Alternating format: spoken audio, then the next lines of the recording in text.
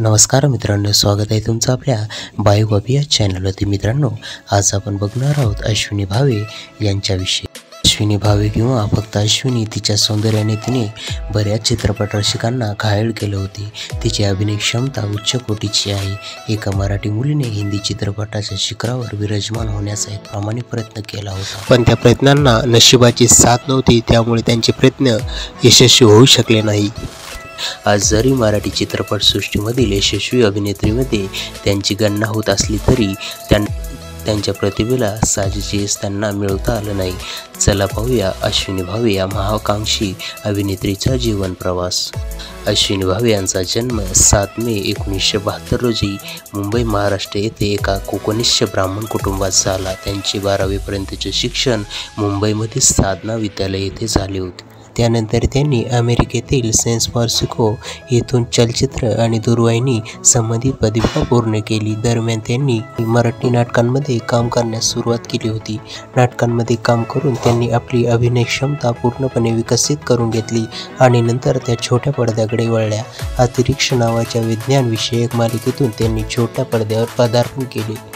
त्यांची भूमिका खूपच लक्षवेधी ठरली। त्यानंतर त्यांनी युग पुरुष नावाच्या मालिकेमध्ये काम केलं। या मालिकेच्या यशानंतर त्यांना अनेक मराठी चित्रपटांच्या ऑफर येऊ लागल्या। 1986 साली प्रदर्शित झालेल्या शाबास सुनबाई या चित्रपटाद्वारे त्यांनी आपल्या चित्रपट कारकिर्दीची मुहूर्तमे रोवली। अश्विनी भावे यांनी आतापर्यंत बऱ्याच मराठी चित्रपटांमध्ये काम केले आहे, पण त्यांच्या कारकिर्दीला नवीन दिशा मिळाली ती 1988 साली प्रदर्शित झालेल्या अशी ही बनवाबनवी या चित्रपटामध्ये अश्विनी भावे यांनी अशोक सराफ व लक्ष्मीकांत बेर्डे यांच्यासारख्या दिग्गज कलाकारांबरोबर आपल्या अभिनयाची चुणूक दाखवली। हा चित्रपट एक विनोदी चित्रपट म्हणून चांगलाच गाजला होता। 1997 साली प्रसिद्ध झालेल्या सरकारनामा या चित्रपटामुळे त्या पुन्हा एकदा प्रसिद्धीच्या झोतात आल्या। मराठी चित्रपटांबरोबरच हिंदी चित्रपटांमधून सुद्धा ऑफर येऊ लागल्या आणि त्यामागे कारण होते त्यांचा माधुरी दीक्षित या प्रसिद्ध अभिनेत्रीची सोबतचा मिळता जुळता चेहरा। 90च्या दशकामध्ये माधुरी खूपच व्यस्त अभिनेत्री होती, त्यामुळे तिला इतर निर्मात्यांना तारका देणे शक्य नव्हते, म्हणून बरेच निर्माते नवीन चेहऱ्याच्या शोधात होते। बऱ्याच जणांना अश्विनी भावे यांचा चेहरा माधुरी दीक्षित यांच्या चेहऱ्याशी मिळता जुळता वाटत होता। कदाचित हेच कारण होते की हिंदी चित्रपटसृष्टीमधून त्यांना हिंदी चित्रपटासाठी ऑफर येऊ लागल्या। त्यांनी हिंदी, मराठी आणि कन्नड चित्रपटात सुद्धा भूमिका साकारल्या आहेत। भावे यांनी हिंदी चित्रपटसृष्टीत पदार्पण केले ते 1991 साली रिलीज झालेल्या हिना फिल्मद्वारे। हिना फिल्मसाठी त्या काळाच्या दिग्गज अभिनेत्र्यांना विचारण्यात आले होते, पण रोल खूपच छोटा असल्याने त्यांनी तो नाकारला। याच दरम्यान या चित्रपटाचे निर्माते राज कपूर यांचे सुद्धा निधन झाले होते आणि या चित्रपटाची जबाबदारी त्यांच्या 3 मुलांवर आली होती। हिना चित्रपटात काम करणाऱ्या अश्विनी भावे यांचा निर्णय योग्य ठरला आणि त्या चित्रपटाने बॉक्स ऑफिसवर भरपूर कमाई केली। हिना हा चित्रपट त्या काळच्या सर्वात गाजलेल्या चित्रपटांपैकी एक होता। या चित्रपटातील गाजलेली गाणे देर ना हो जाए, कहीं देर ना हो जाए अश्विनी भावे यांच्यावर चित्रित केले गेले होते, जे आजही रसिकांना मंत्रमुग्ध केल्याशिवाय राहतात। हिना चित्रपटाच्या यशानंतर अश्विनी भावे यांचे बॉलिवूडमध्ये बरेच नाव झाले, त्यामुळे त्यांच्याकडे हिंदी चित्रपटाची अक्षरशः रीग लागली। बॉलिवूडच्या बऱ्याच हिंदी चित्रपटामध्ये अश्विनी भावे यांनी आपला अभिनय साकारला आहे। त्यात प्रामुख्याने हनीमून, सैनिक, परंपरा या चित्रपटाचा आवर्जून उल्लेख करावा लागतो। त्यांनी आतापर्यंत 40हून अधिक चित्रपटात अभिनय केला आहे।